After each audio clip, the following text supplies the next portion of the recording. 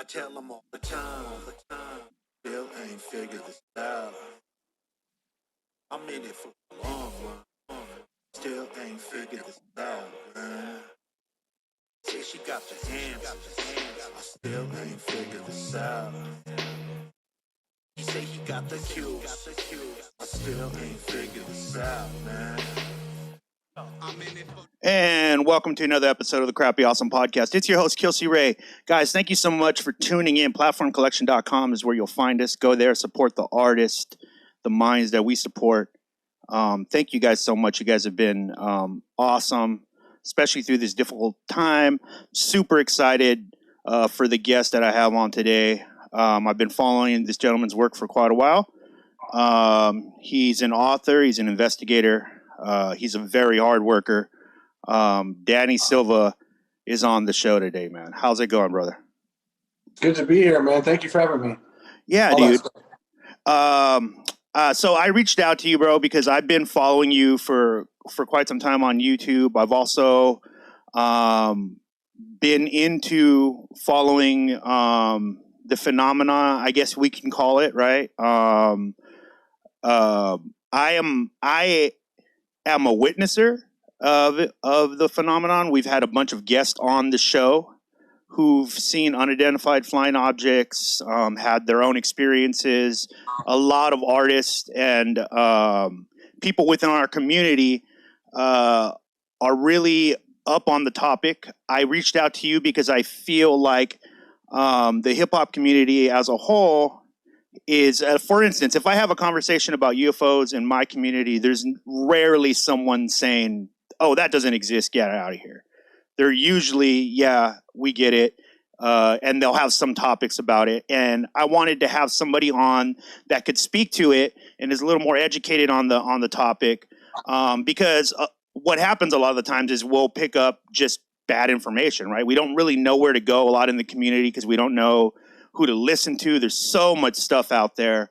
But like I said, I've been following your work for a long time. I love the fact that you approach it very much from a reporter standpoint. You're a journalist. You're trying to find out the truth in the stories. And that's why we have you on, man. Thank you so much for that, Danny. Thanks, man. And you know, I don't call myself a journalist. I call myself a citizen journalist. Awesome. Because I never went to school for it. Okay. And not only that, but I've done hip-hop and music like my whole life. And then I just fell into this UFO stuff. Yeah. So I'm coming at it basically from a hip-hop background. I'm probably the only person in the UFO community, I think, that is really has the hip-hop background. And then that was just grinding for like my whole life at hip-hop. And it was hard work. It was crazy. Yeah. I have a couple credits here and there, but it never really popped for me.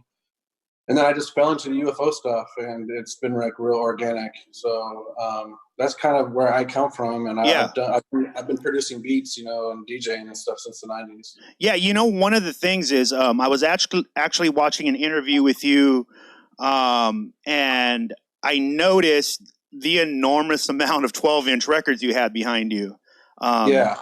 So that was my first indicator, right? Because I know what it takes to dig. I know that those records, that many records, isn't just somebody who's just a hobbyist. That's somebody who's into the culture of it. Can you talk a little bit about where you come from, where you were born, kind of how you got into citizen journalism? I was born in Miami, Florida. I've lived all over the country. I've lived in Kentucky, LA, California. And then I grew up mostly in Tucson, Arizona. Then I moved to Texas. And I've been in Texas for a long time now. Okay. And I've just always been trying to do the music thing, really. And then, you know, I was just getting older. I've been producing beats. I have some credits. I did the beat for Damo Genesis and Anderson .Paak. It's a song called Dapper. Fire. I did it with some other producers. Uh-huh. I've worked on a Snoop Dogg song. I have a bunch of unreleased songs with Mac Miller and Dr. Dre. And lots of people that just stuff that's never come out. I have a bunch of horror stories from the music industry. That's really, I bet been rough. It was really rough stuff for me. Yeah. Were you pursuing hip hop like from a young age? Did you start, like, was that like your first love? How did you get into hip hop music? Yeah.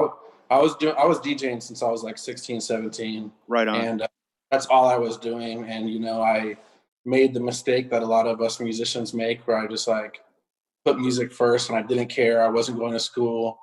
You know, I was staying out of trouble because I wasn't doing street stuff because I was doing music stuff. Yeah. But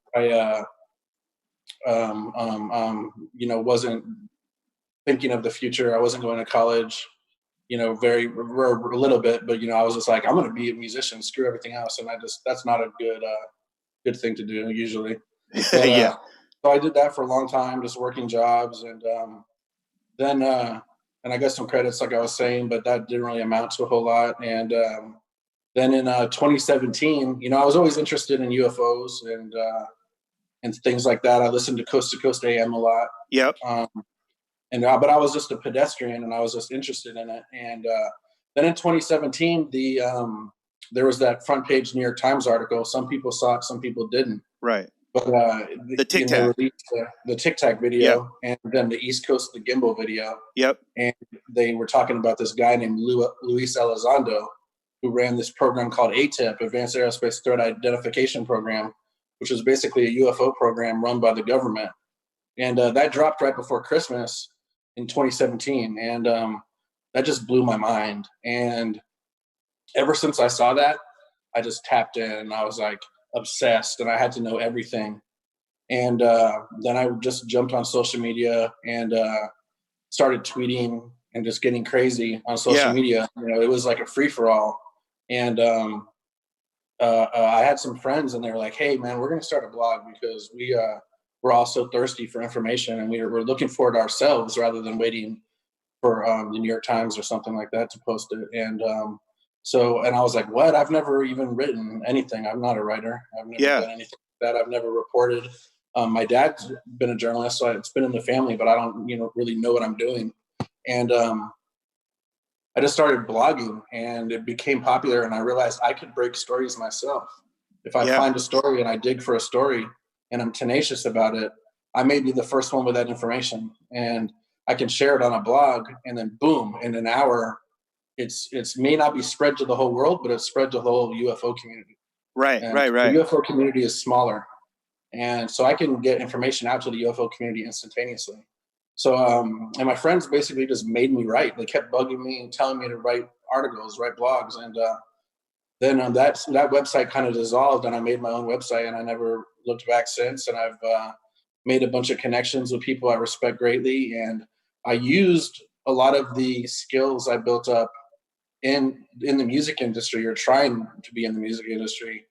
I parlayed that into the UFO field, and you'd be surprised, like, how hard it is to talk to a famous rapper, but I can get like a government like dude that's dealt with UFOs on the phone sometimes. Yeah, like, easier than I can get like a famous rapper. Like, it makes no sense, but I guess it's just because the fan bases are bigger in the music industry. And you know, as a producer, you're always trying to contact people and to get them your beats. So I knew how to be tenacious like that, and I knew how to speak and market myself and things like that. So it just all went into the UFO community, and it was real organic and easier. And it was just like, it kept happening for me, and I kept breaking stories, and it was like, felt like it was meant to be or something crazy. And I've just still been doing it. Was it, did you find any, like pushback from the UFO community at all? I know I've heard, Grant Cameron, for people who might not know, legendary investigator, author. He's referred to you as like one of the young guns and one of the people out there. But was it tough to get in there? I mean, were they trusting? Was it, you know, because you were a new guy, right? Not in that world up until that point. Was it hard? It's always hard. There's a bunch of hate, you know, in any field you go into, there's hate. There's a bunch of dudes that have been doing it for 30 years, and they're jaded and they're mad and they're angry about no matter anything that you do. Right. Grant Cameron shouted me out early on and helped me a lot, along with George Knapp, who's like the most legendary UFO journalist. Absolutely. Yeah. And those two guys helped me a lot early on. But I was also just breaking, me and some of my friends and some of us new guys, we were breaking our own stories. So it's like, they can, you know, are we allowed to curse on here? Yes, you are. Yes, you are. they can shit on us all we want, and it's like we're still breaking stories. So like we're doing it. Like they can be angry at as much as they want, but we're still the ones coming out with the stories. So but there's always that, and there's always the hate, and I still get the hate. And there's still dudes that are super jaded and angry, and they want to break the stories themselves. If they're not involved with the story, they're not going to believe it, or they hate Luis Elizondo, and I'm reporting on him. Oops, sorry. No worries. I'm reporting on him a lot. Yep. So maybe they don't hate me, but they hate who I report on, and then they end up hating me. And it's just a lot of that stuff. It's the same hater stuff that you get in hip hop, you know, or anywhere else. And everyone. So you were ready for it. I was kind of ready. It wasn't affecting me as much, man. It wasn't, because I was used to some crazy stuff, you know. Mm-hmm. And again, that was the hip hop community or music industry helping me, kind of. And so it wasn't the biggest deal in the world. There is a lot of hate. I've been having people write about me, conspiracy theories about me now. I've seen them. I've seen them. And just stuff like that. But it's mostly good, and there's always more good than hate. But I've had death threats, and I've had crazy stuff, and I love them to actually follow up on it and try to come see me. But it's internet stuff, man. It's always internet stuff. You know how it is. Yeah, I wonder if you had any apprehension as you started to break stories, right? And you knew, like, okay, these are getting attention, at least from the UFO community. And then arguably they spread from the UFO community is probably ingested first, but then it spreads out into the world. UFO community is heavy on Twitter, right? And again, like I see artists that I know that are in the industry right now constantly retweeting people from the UFO community.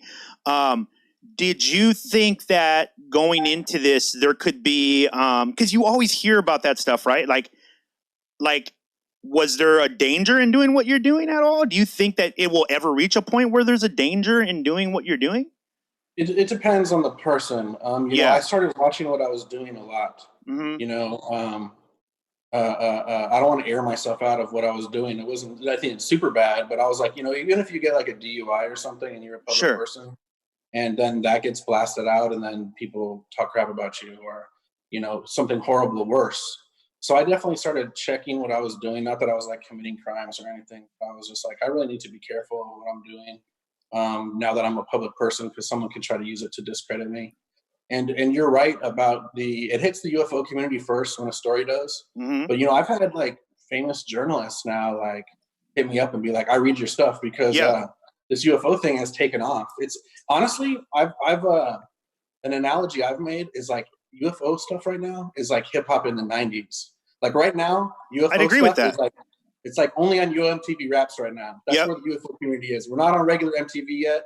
We're just on MTV Raps, and you get to tape it and then watch it all week, because that's the only hip hop videos you get. So we're real excited right now when there's a UFO story like in mainstream media, because it doesn't happen a lot. But I think it's about to pop. And now look at hip hop in 2020. It's the biggest form of music. It overtook rock and everything. And I think the UFO subject is kind of on that same trajectory. And so right now we're like 90s or like late 80s right now. That's where the UFO community is. And we got guys like Luis Elizondo, and they're making it mainstream, and they're in a good way. He's not puffy. He's somebody dope. I don't know, 50 Cent. He might be a Nas, though. He might be a Nas. You know what I mean? Yeah, exactly. He's like the GOAT. So it's funny, and it's cool. I can use these analogies on this podcast, where I can't do it on most of these other podcasts. They don't know what I'm talking about. So that's where we're at. It's exciting stuff, man. It's really, really exciting. And I mean, it hit the front of the New York Times, and there's been follow-up New York Times articles. There's been Washington Examiner, and they've quoted me or referenced me, and there's all these other places it's in now, and it's real. And we got the Department of Defense, Secretary Esper talking about it. Trump's getting asked about it. I mean, it's huge, and it's real, and no one can deny it right now that there's stuff flying around. And is it aliens? You know, I think so, and most people think so. But even just taking that aside, there's stuff flying around our military installations over our big cities. That's a fact. You can't even just debate that now. There's crazy stuff flying around that is defying technology that we currently have, or that's out there, that's known. Did you when you started to approach the stories and really start digging into it, what was some of the surprising elements of it? Like, what were some of the things that may have caught you off guard, or maybe you weren't, or just surprised you in the fact that it even existed? You know, some of the elements of the story. Yeah, I mean, right when that New York Times story hit, I had anxiety over it. I was like, there's really a UFO program in the government. These are real UFO videos. Yeah. And I was just talking to myself a little bit. I was like, you know what? This is what I wanted, man. I can't be stressed about this. But it took some time. It took me a week or two just to realize that. I mean, because I always thought it was real, but I wasn't ever like really, really sure. Mm-hmm. And then I was just like, wow, man, this is actually really real. This whole thing is real. All these years I spent listening to Coast AM, or just even contemplating UFOs and aliens. You know, you do it as a little kid, even. This stuff is real, and so that blew my mind. There's a lot of other things. What I do, because I'm just some jerk, you know. I have to listen to people I respect a lot, government people or scientists, like real legit scientists, and just people like that. So what really blows my mind is when they believe something. Right. And then I start to take it seriously. So there's a lot of crazy stuff like that. But without getting too far into it, a lot of the base story is accurate, where, you know, there are UFOs. Most of these people I talk to behind the scenes, they really think there's aliens. Yeah. It doesn't mean they come from space. They may come from another dimension. They may come from the oceans. They may come from Earth. Yeah. It sounds like they've been here for thousands of years, maybe before humans were on Earth. There's really UFO crashes. That happens more than we think. It wasn't just Roswell. It happens a lot. There sounds like there's abductions. That's debated a lot, but it really does sound like there's abductions. I'm not 100% sure on that, but it really seems like. What's more of the base story? You know, probably they've recovered bodies, but I'm not 100% sure about that. But just the simple fact that. What about the technology? The technology. Do you think that or at least some element of maybe government or private has part of the technology, has recovered technology?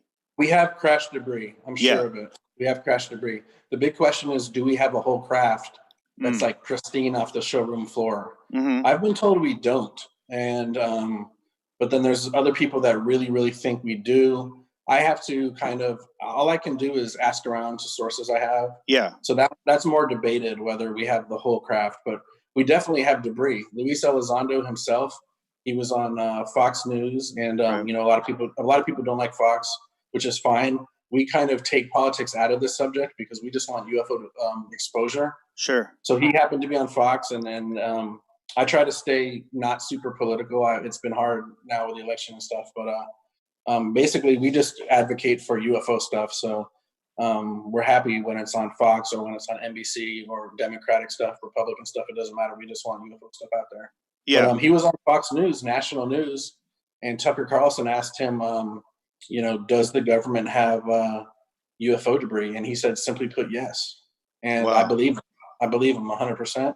And there's more crashes than we think, and they're getting dealt with not just by UFO programs. They're getting dealt with other sections of the government, because sometimes it's whoever gets up on that crash site quickly or first, or it's in their area where that they patrol. So yeah, I'm basically 100% sure that the government has UFO debris. Not only that, citizens do. You know, there's regular citizens that come across pieces. Wow. The question is, how far have we been able to reverse engineer it? You know, you can read the Philip Corso book, and he's talking about like different technologies that we've gotten tips from the UFO stuff. I mean, some people think we have cell phones because of UFO technology. I don't know. Right. I don't know, but I know we have pieces, and we have large pieces. So it's crazy. One thing I would tell the hip hop community, that 99% of what you're hearing about UFO stuff is probably crap. It's crappy awesome, but it's crap. And it's not true. It's bullshit. And you really, really have to be careful of your sources. A lot of people that are into the UFO stuff, they get into all these other conspiracies that are just total bullshit. So we have to be really careful. It's almost like us as UFO people. We want to be taken seriously, So it's like we hate all these other conspiracies. We don't want to mix it with all these conspiracies. Yeah. Some people get into UFOs and automatically they believe every conspiracy they hear in the world. They're on YouTube and just listening to every single thing. YouTube has great information and has horrible information. Yeah. Same with the internet. So you have to be very, very, very careful. And I'm trying to be really conservative, not politically, but with what I'm writing. I want to make sure I can back it up, or that sources are telling me that I really trust. And I'm just not getting into all this other crap that's out there. And even with the UFO stuff alone, there's just too much bullshit out there. Yeah. So people really, really got to be careful. And it's real easy, especially if you're just kind of a pedestrian on the topic and you read some wild shit and you start believing it. Yeah. But, and that's one of the reasons I really wanted to have you on, because I think that, Yeah. you know, in our community, that would probably, you know, describe a lot of listeners. They're just pedestrians. They've watched this. I'm a pedestrian. You know, I follow it, but I follow it, and I've been interested in it for quite some time. But yeah, it's why I wanted to have you on. I really appreciate the way that you approach stories. You really seem to be looking for solid chunks of evidence or things that you can stand by. You stand by all your stories. Do you think that in the community, in the UFO community, do you think that there are voices that are purposely talking about things that are bullshit, as you'd say? There's been reports of it over Yeah. the years. I know that not everyone is honest about maybe their backgrounds. You know, some people have government backgrounds and they don't want to let everyone know. It doesn't mean it's nefarious. Yeah. It just means that, you know, they're not telling everybody 100% of the truth. That's their business. Mhm. You know, there's been a lot of reports, and I think actually you can basically prove it that over time there's been government agents feeding bullshit into the community, trying to mix things up. You know, a lot of times they'll mix in the truth with fake stuff. So when the truth comes out, you don't know what to believe. You know, there's Yeah. all that kind of thing, and it seems like it definitely has happened over the years. You know, is it happening now?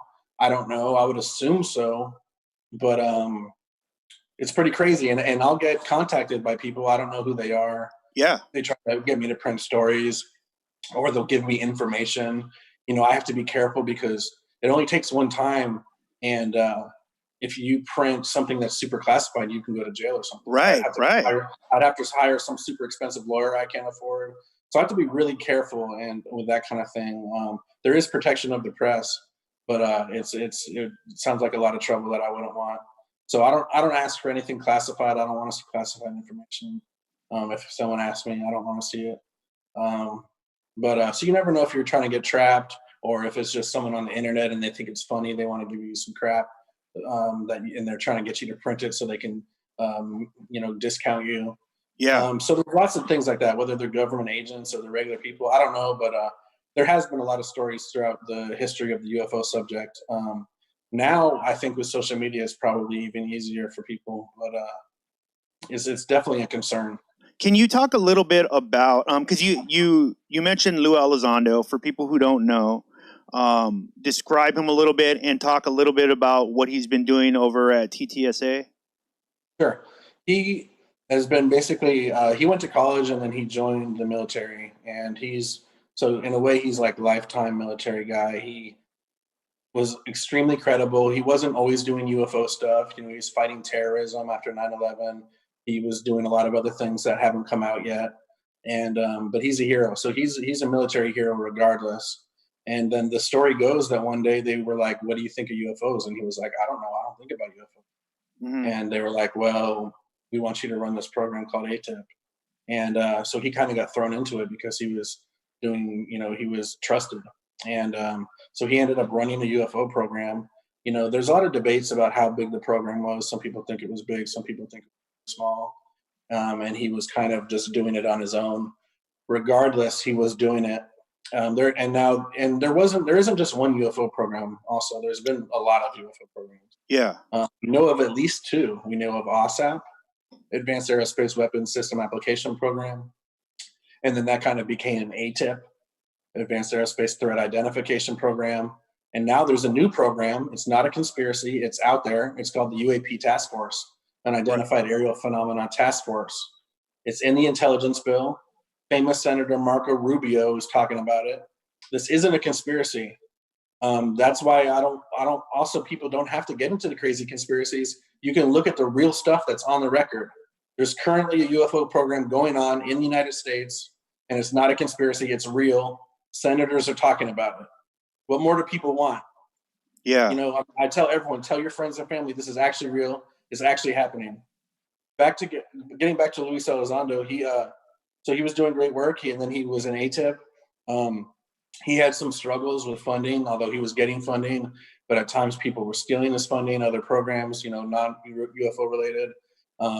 It's always a battle like that. He was trying to get information kind of up the pipeline, and some of these higher level people were kind of insulated by people around them, and it was hard to get the UFO information to them. So he ended up retiring early. You know, he cut his pension and all this stuff to retire early. He joined To the Stars Academy, that's ran by Blink-182's Tom DeLonge. Right. Yeah, a bunch of us in the hip hop world, we don't like Blink-182. I don't really like Blink-182 too much, but you know what? He's killing it. Tom DeLonge's killing it. Yeah. And he's changed the world straight up, because he's gotten Elizondo to join him. He's gotten Chris Mellon, who's another big time government guy, to join him. Other people like Steve Justice, who was like really high up in Skunkworks. If you don't know Skunkworks, they do all the secret planes, secret air technology. And so they made this company along with other scientists, big time scientists like Dr. Hal Puthoff.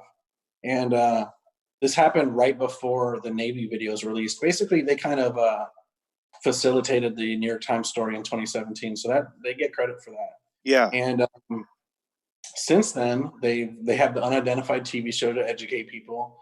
They're speaking to politicians and government people nonstop. I don't think the UAP task force, which is going on right now, probably wouldn't have as much clout as they do if it wasn't for Elizondo and Mellon and all these guys advocating behind the scenes to the political politicians and political parties and committees and things like that. So basically, they're killing it. He came forward, and he's not into being super public, and he did it, I think, for the goodness of everything. They're also a company, so they are trying to make money, and people try to crap on them for that. But you know, you have to make money in order to feed your family and keep it functioning, right? Yeah, just keep functioning. And so they're doing a lot of different things. You know, they even sell T-shirts and stuff like that. But Tom DeLonge funnels a lot of money into it, also with his other band, Angels and Airwaves. But they're killing it. So they've released videos. They've gotten the task force and politicians on board. Now, even recently, Defense Secretary Esper was talking to Japanese politicians and bureaucrats about UAP things to do. And basically, because there's UFOs all over the world. They're messing with militaries all over the world. Yeah. And so now Japan has guidelines, basically similar to United States guidelines, of what the military is supposed to do when they see UFOs. So that's huge. Other countries are getting involved. They also, Elizondo and To the Stars Academy also has something called the Atom Project, where they're studying material, they're studying debris. They entered a contract called a CRADA with the United States Army. So they're able to use Army facilities to study some of this material. Wow. So it's going a long way. And not only To the Stars Academy, there's other people not affiliated with them, like Dr. Gary Nolan and Jacques Vallée, and they're studying material. So that might be the big thing. These guys are trying to get scientific journals that are peer-reviewed and stuff like that to prove that some of this material isn't made by humans. It's a hard task to do, because just because we find something that's crazy that we can't make, it doesn't mean that you're going to convince the whole scientific community that humans didn't make it. It could be just something secret, I guess you would say. Yeah. That we haven't came across. But so that's a big avenue. There's all these different avenues they're working on. That's one of them, is proving debris. What about Elizondo? Do you trust? Because you mentioned I trust him. Why? Yeah, I've spoken to him at length many times, and I think he's a great guy. And I don't think, just when you chop it up with someone over time and get to know him, you kind of get a feel for them. And I've dealt with a lot of snakes, especially in the music industry, and he's not one of them. And that's awesome to hear. That's really cool to hear. Yeah. Yeah. And not only that, they're putting their money where their mouth is. And if they haven't been winning, they're continuously winning. They've had setbacks, but like they're continuously winning, and it's driving people crazy in the UFO community that don't like them. But sorry, and it keeps moving. And now this whole thing with the UAPTF, the task force, it's continuously winning. They've released they got the 3 videos released from the Navy, which was like the biggest thing ever, right. You know, in the UFO community. We get to actually see videos. Of course, a lot of people say they're just drones or they're this and that, but no, they're crazy technology. The DoD and the government basically has said that they're continuously unidentified, and they've had years to identify them. They haven't been able to, you know. And Elizondo always says we've put billions of dollars into being able to identify what we see, whether it's a type of a drone or a missile or what it is. That's America's job to figure out what that is, because that's how we protect ourselves. Yeah. Not only are we not identifying what these things are, they're flying around our battleships and they're flying around our nuclear facilities. And so it's a huge risk and threat to American military. You know, people always argue about what the threat of, you know, aliens are, UFOs are. And that's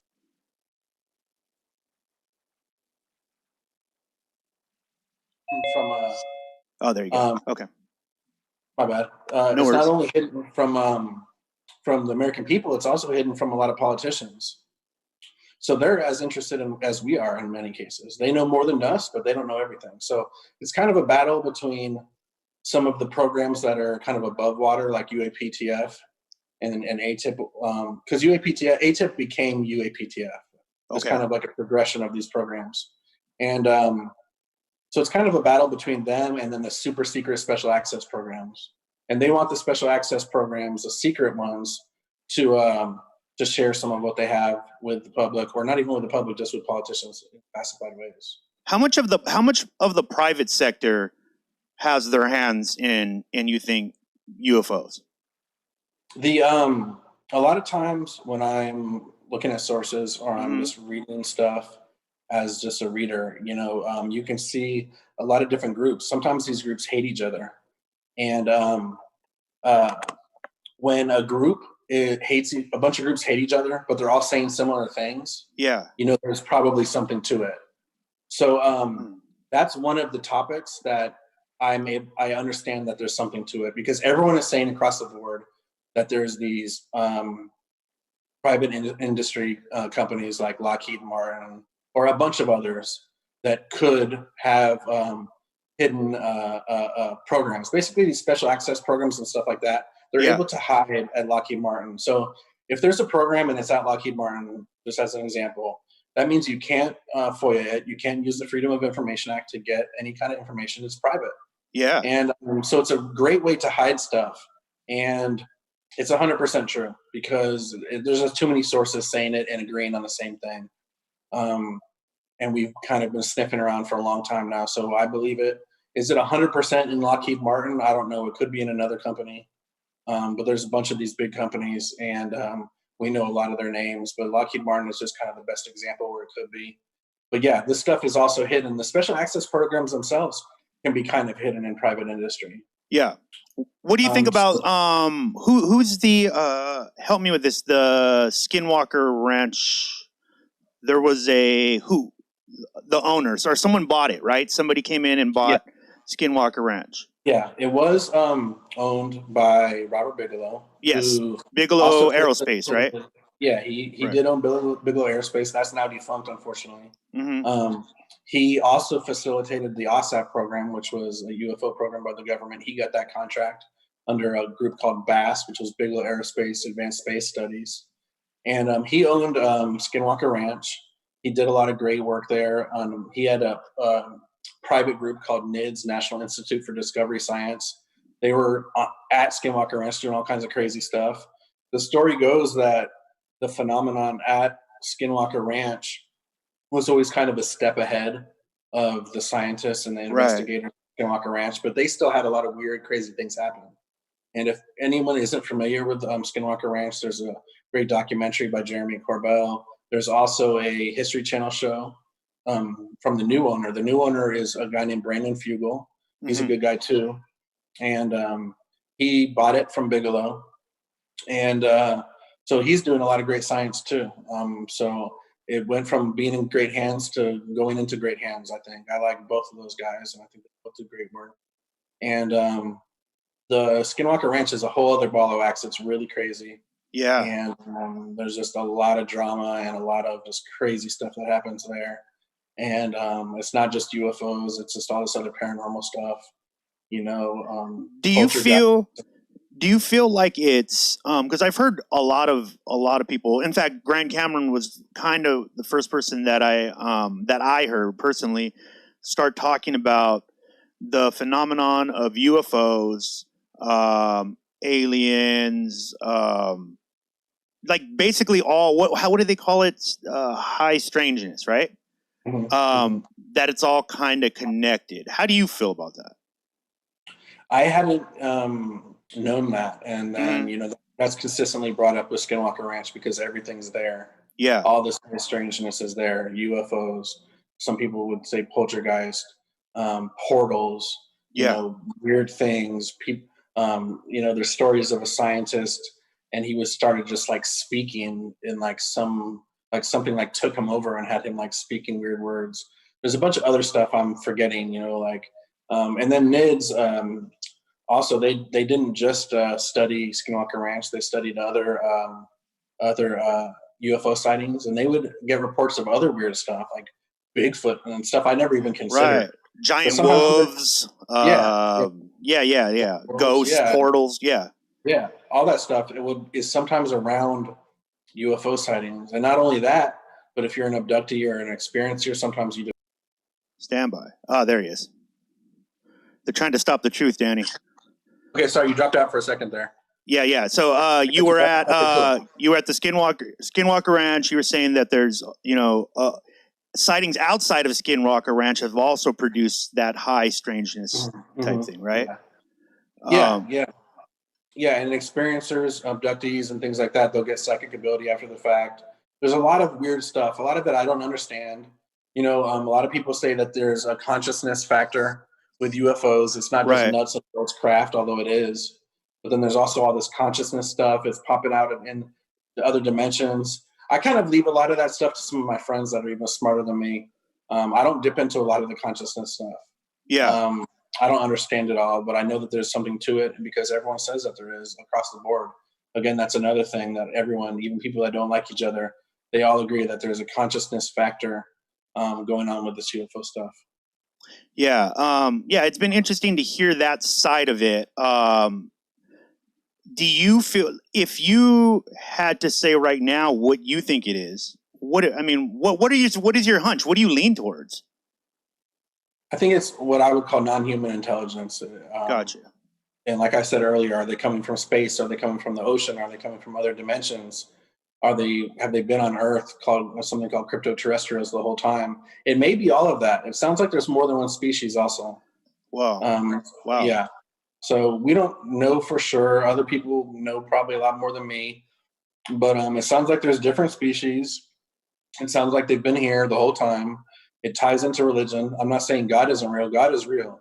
And religious texts are real. But some of the stuff in religion probably is also UFOs.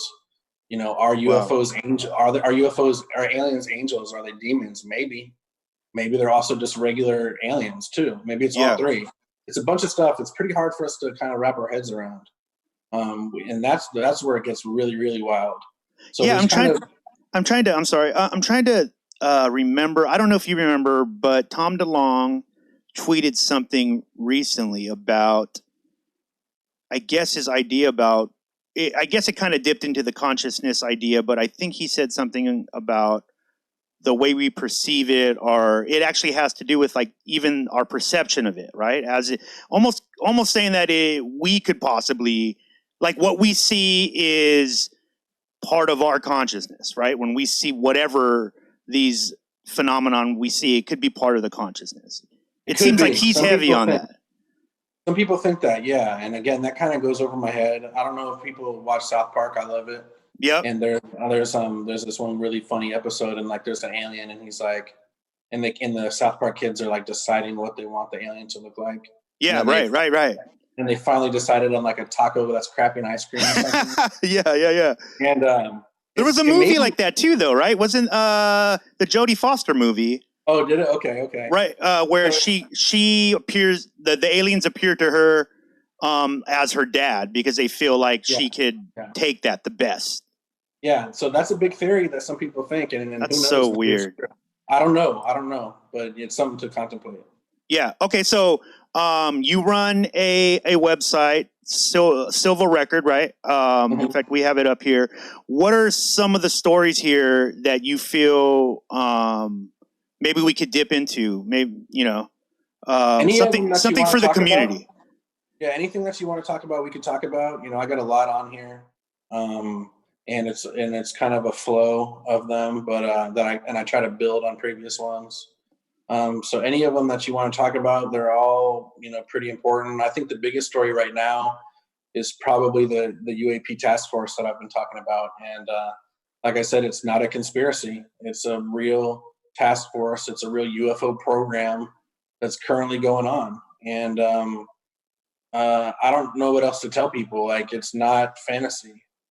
This story right here, I just cover it real quickly, and then I show the wording in the synopsis of the bill, and we were really excited about it. We already knew that there was a program going on because Luis Elizondo has been saying it since 2017. Yeah. This is kind of it in writing. Before this, even, it was already confirmed, actually, but this is it in the bill, and it talks about if the bill gets passed, or the act gets passed, then they have 180 days to turn in a report. So that's really, really cool. And not everything in the report is going to be unclassified. Some of it will be classified. But the fact that they gave them 180 days to turn in this report, and a lot of this is thanks to Senator Marco Rubio. That's amazing. You know what was frustrating for me, man, is in January when these stories, especially the Tic Tac video, and it had just taken national news. And I remember for at least a good couple months, it seemed like it was on all the time. They were talking to pilots, they were talking to Lou Elizondo, they were talking to everybody. Being a person who's interested in it, right? But also, you're a very logical thinker. Did you find it weird that the public at large seemed to these are like huge statements. It's a huge statement. I thought it was world changing when I saw it. To me, it hit me that hard, but it seemed like the general public was like, oh, okay. And then they kind of just moved on. Yeah, you're 100% right. I mean, it was world changing for me. People talk about the idea of a smoking gun.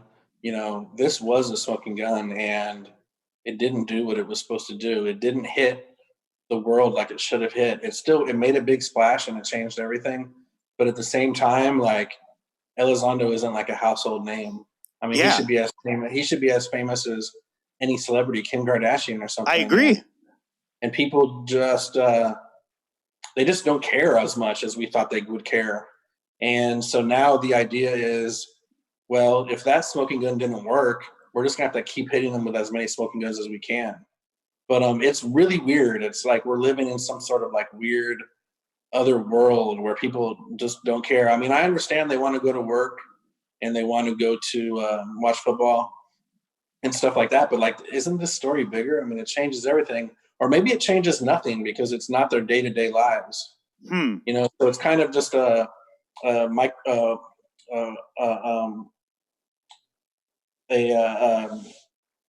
we're just looking at kind of the world, and it's just from a sociological aspect, it's just really weird and it's odd. And that's why we get so frustrated as UFO advocates or UFO people, that we just want to shake the heck out of people and get them to believe this. And I have seen big changes in people around me where people just didn't believe this at all prior to 2017. Now they believe it, and now they actually know that there is stuff flying around because I'm telling them, and they actually believe me. Before that, they would have told me to go away from them and get away. But so that's cool, and it's become a lot more serious. It's become great. at the same time, you can think of this in a good way where people didn't get super scared, because that's always been a fear that once this stuff comes out, people are going to get scared, kill Right, themselves, right. buildings. No one's really freaked out about this. So it's good and bad, but in general, we wanted a bigger splash, but maybe some of the government people didn't. Maybe they wanted kind of like a slow boil on this. And Yeah. that's exactly what's happening. That every time, every year, there's more and more just kind of adding to the story. Do you think that the story as of today, by the way, for if people are listening to this on the day it came out, we're recording this literally the day after Trump said he has COVID. So the world is crazy as it is right now, right? There's tons of stories going on. Do you think that, because one of the connections I try to make, especially for the people in our community, right, is in the hip hop community specifically, is that I feel that the UFO story, if the truth comes out about the UFO story, then the truth can come out about a lot of things in our government, right?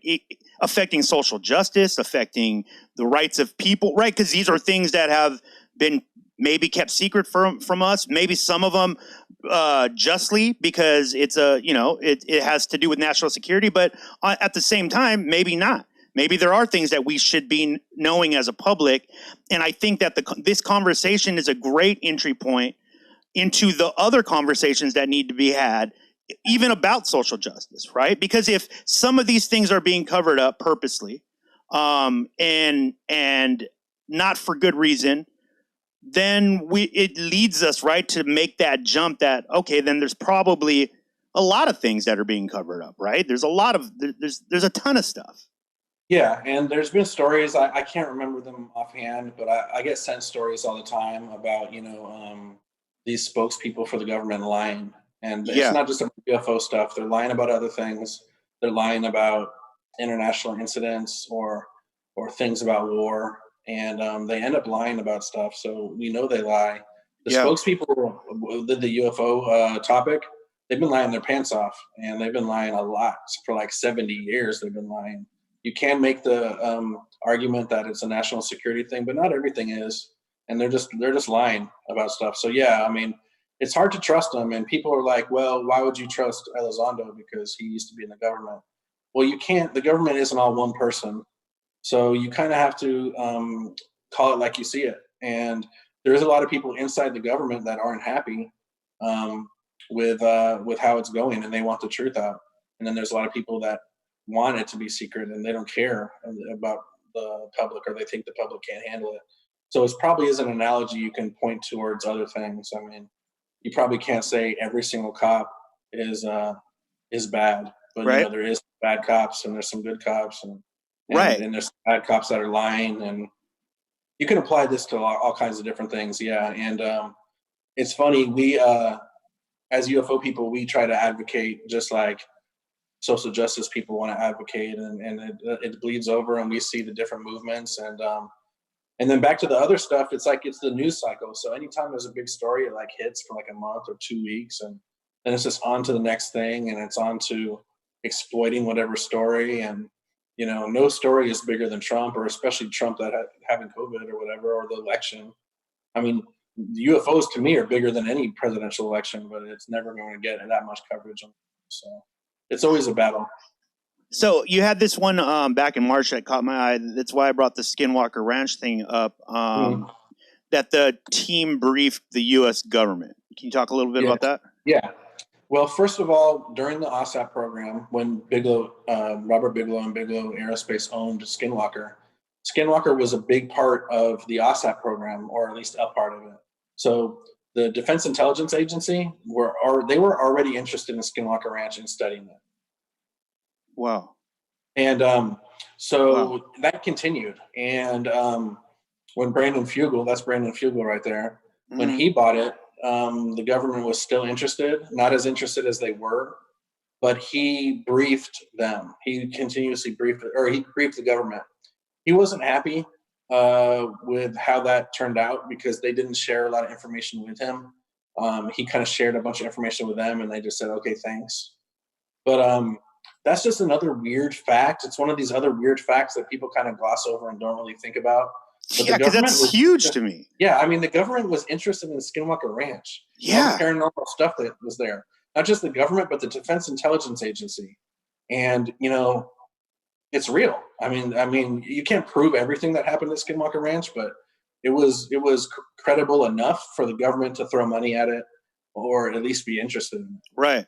A considerable amount of money, it seems. They're not just throwing a couple $1,000 at this thing. Debatable. It's debatable where that money went, but yeah, in general, yeah. Did you, now when you got into this initially, did you think that this would be a long-term thing for you? Was it just an experiment? Were you trying to like, hey, let's see where this goes? Because now, you know, you're embedded in this UFO community now. You're constantly being called for interviews. I mean, you're being interviewed all around the world. So is this something that you see? Are you going to see this through? And what does that mean? I'm definitely seeing it through. I didn't think any of this was going to happen. I really didn't even try to make it happen. It's the trajectory of my UFO stuff is what I wanted in the music industry, and I never got it. But everyone is trying to be in the music industry, and it's crazy and horrible. Yeah, yeah. But the UFO stuff's been totally organic for me, and I feel like it's meant to be, and we need. You know, I'm 41 now, but I'm still considered like a young guy as far as the UFO community is concerned. For sure. And but I'm old as heck in hip hop. But and they need younger voices in the UFO community because a lot of the guys are up there in age. I agree. So yeah, I'm not going to stop doing this. It's a passion for me, and I think more the subject becomes more credible.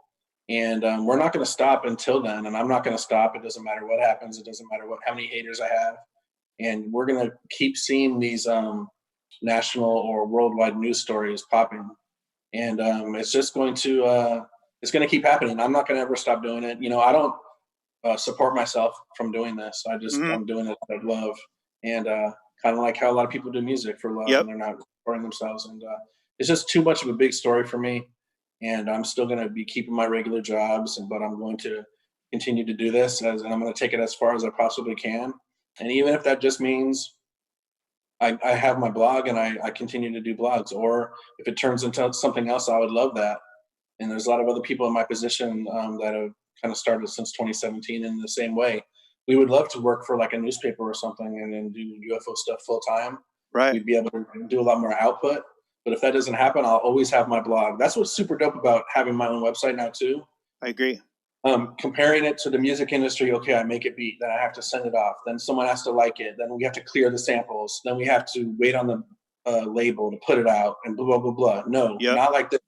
I mean, maybe it's different like that now in the music industry because you can stream and you can just put a song up and stream it immediately. But that's how I feel with my website. If I want to do something, I don't have to rely on anyone else. I write the blog, put it on my website, and it's up immediately. It's instantaneous, and I don't have to wait on anyone else, and I don't have to get anyone else's approval. I don't really work with anyone else. I don't have an editor. I'm doing everything myself. So it's boom, it's on the website. So I want to talk to you a little bit about this. The Navy vet claims USS Kidd had UFO encounter in 2019. How'd you come about this story? That's a friend of mine named Dave Beatty. He did a documentary style recreation of the Nimitz Tic Tac event, kind of like a animated version of it. And like Lou Elizondo and the Stars Academy, because there's the animated version, but he gets all these Navy vets and military vets contacting him nonstop, and once that happens, he gets to kind of dig into it. So we weren't able to prove that this event actually happened. That's why the Navy vet claimed it. But there's consistently UFOs around battleships, around military installations.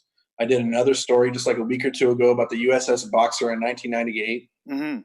I consider that one basically proven from my sources. It happened, as far as I'm concerned. So that was even more credible than this story was. Why do you say that? Why do you say that? Because I was able to talk to sources, and Gotcha. I just feel more strongly about it, basically. Yeah. Whereas the USS Kidd, that was only like one person. But the boxer, I was able to talk to more people about it. And so I felt like it was even more solid. People that But, were on the ship? I haven't personally talked to anyone on the ship, but I know others have. Yeah. Got you. Others have. And so it's just, it continuously happens. It's kind of like these crashes that are happening a lot. Well, even more so than that, there's continuously unknown aerial phenomena around ships and around nuclear facilities and around all this other stuff. It's happening all the time. It's really weird. And that's not a conspiracy. It's really happening. Some people think it's Russia. Some people think it's China. But this stuff is bouncing around in the air. It's not necessarily breaking physics, but it's using physics that, up to this point, as far as we know, humans aren't able to utilize this kind of physics. Yeah. Because there's no wings and there's no propulsion that we can see. It's just an object and it's bouncing around. It's not even making regular turns like airplanes make. It's just bouncing around all crazy. It's scary. It's chilling actually to think if this is another country, it would seem as if there's literally nothing we could do about it, right? If this is another country with a technology and they're around our military, that should be terrifying to people. Right. And that's kind of what they're bringing to these politicians and some of these mainstream journalists to get them to wake up.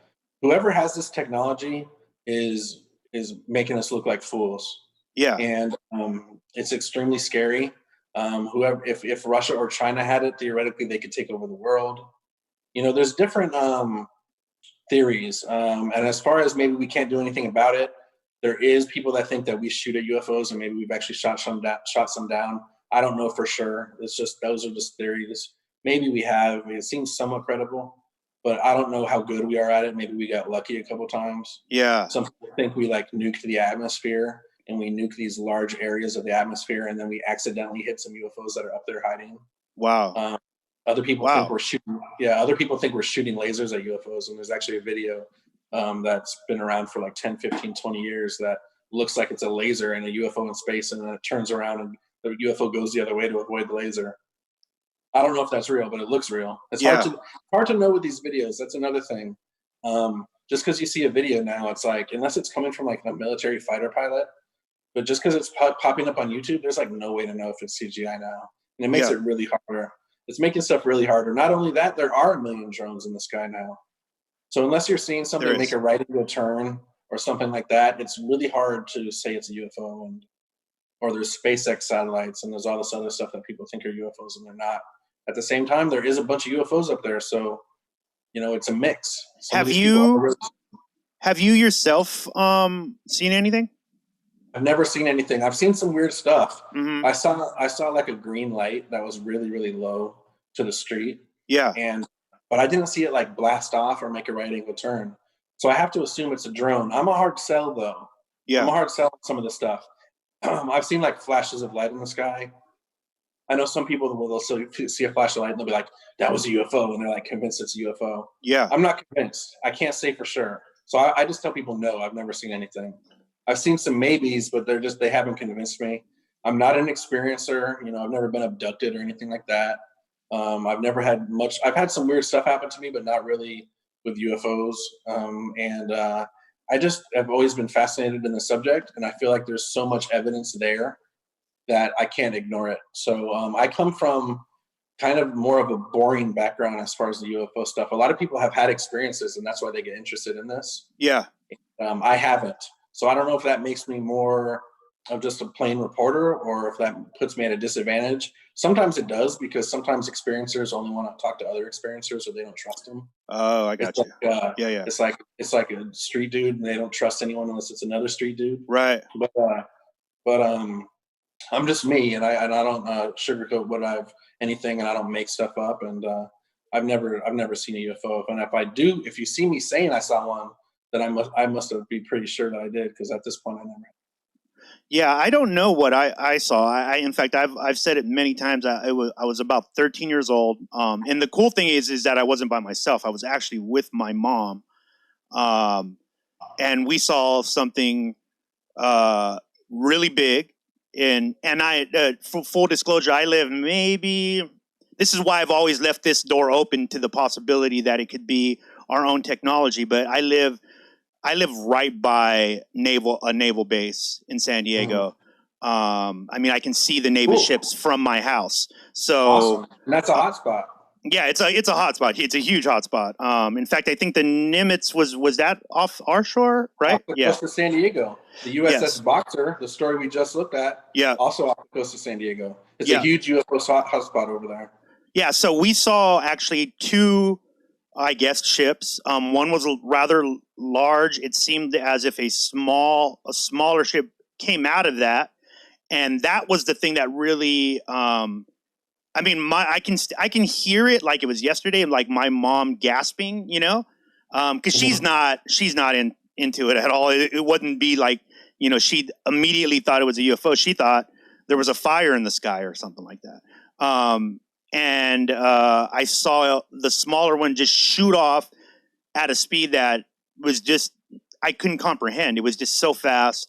And the other one kind of hovered there for a second, and then it just took off straight in the air. But I've always left that door open that, you know, we're right here by the naval base. Who knows? I mean, I can't say either way. You know, I know what I saw, though. I definitely saw this.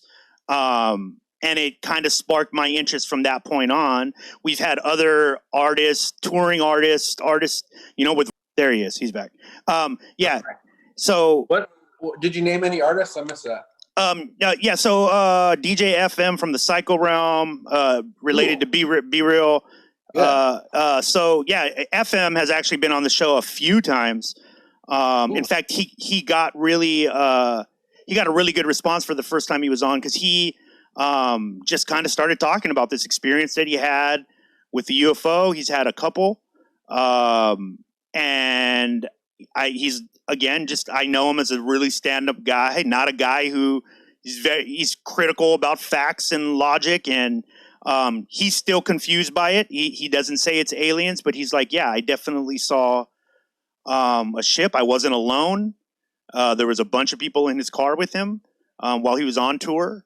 And I can just imagine, I mean, you can imagine being out on tour. I mean, you know, these artists go through these rural areas, and sometimes they're driving for hours. But yeah, it's been a topic of conversation on this show probably since its inception. Because a lot of the artists have come on, and, you know, surprisingly enough, a lot of them, when we bring it up, you know, they'll kind of beat around the bush a little bit, and then all of a sudden they're talking about a story that they've had. And it's why, you know, I wanted you to come on the show, because like I said, man, it's going through all the BS online, right, and trying to filter through it, and who's telling the truth and who's not, and it gets frustrating. And I can understand why people could get disenchanted with the idea, but I think that it's important, especially with our community and our listeners. Now they know you. Now here's a person that we're talking to that's talking to our community. They have a reference point now, at least, you know. And I wanted them to have, if you're going to have a good jump off point to dive into the topic, I wanted them to talk to somebody like yourself, because I didn't want to confuse people more. That's not what we're trying to do. I really just want people to understand that there are people out there who have good hearts, who are really trying to pursue these stories because they want truth, not necessarily they just want something weird to be a part of their life. They want truth. They want to know if this is the real thing. You said you would be doing this, that you're going to see this through. Does that mean under any circumstances? Or are you like, if say you do get one of these threats that we've talked about, or somebody, or that just starts to ramp up, is that something? Can people scare you away from this, Danny? I mean, I don't know. I would think no, but you never know what would happen. But I have had death threats on the internet, and I don't take them seriously. But I would love them to come and holler at me. I'd love to meet some of these people that are so crazy on the internet. Yeah. But, I mean, a death threat, Danny. What a death threat for? What? For why? I got people that have just like been emailing me for years, dude, and just like crazy haters, and they hate the stuff I report on, or there's conspiracies about me that I'm a government plant, or I'm a gatekeeper of information, and when you're a reporter, or you take yourself seriously and things like that, like you can't say everything you know. You get off the record comments, and you can't burn your sources, and you can't Sure. name everything and just burn everything down, or else you're never going to have any stories in the future. But so there's always that, and there's always, I have to be careful of what I say sometimes, but I'm not like holding any big secrets that it's going to change the world, or else I would say it. But you always have to protect sources as a reporter. That's the number one rule. Yeah. Or else you're a piece of crap, basically. Absolutely. And, no, I mean, I don't care, and I'm with the shits if it goes crazy, and I don't see that really happening, and I think it's just the nature of the internet. And once you're a public person, you get weird people, and of course, there's extra weird people in that are attracted to UFOs, and crazy people. Yeah. Straight up, they're crazy. And but there's also just super haters, and they hate everything, and they want to see you fail, and they're gonna. That's a little eerie, Danny, that you drop out every time we start talking about threats to you. Yeah, I just moved and I got my new Wi-Fi too. It should be working. No, it's all good. Yeah, I saw something shoot off. Yeah, you saw something shoot off. That's one of the observables, quote unquote, instantaneous acceleration. So that's pretty cool, man. Like I've never seen that. So that may have been an actual UFO that you saw, and you're in San Diego, a hotspot area. So yeah, that's cool, man. And as far as you talking to celebrities and just people in the industry about their UFO stuff, that's cool. And I like writing about that because I've written a blog about just celebrities that have claimed it. Aaron Rodgers was talking about it last week. Yeah. So I'm always into hearing celebrities talk about it. They're taken more seriously than regular people. And that's why we like to talk to military people, because they're taken extra seriously. But, even Bootsy Collins and George Clinton supposedly had this big UFO experience. Yeah. And that's why they started putting all the UFOs on their covers. Yeah. So maybe UFOs, maybe aliens and stuff, they like musicians, man. Maybe they want to see the dudes. John Lennon from the Beatles had a big UFO encounter. Yeah. I think that I've always had kind of like a hunch, if there is something to do with the consciousness part, right? We as creative people, right? This, you're a producer, you know that when you're making music, there is something that you tap into, right? There's an inspiration that happens. Sure. I've made tons of stuff where I'm like, I don't even know how I made that. I don't know if I can make it again. And I just think that maybe that's it. Maybe there is something that either we pay attention more to those kind of things, but I think it's just a feel, right? Like we get into a vibe. Artists tend to get into a vibe, and then they practice getting into a vibe. I think there's something to be said about that, right? If you practice enough and you stay in this state of mind, I think you can be open more to those kinds of things. And it's why I wanted to have you on. I know, trust me, man, when this comes out, it's going to be received really, really well. I'm excited for the audience to hear this. I'm hoping that you'll be back again. I would love for you to be our guy. If we have questions or anything, or just come on and talk about music as well. That was one of the things I wanted to talk to you about too.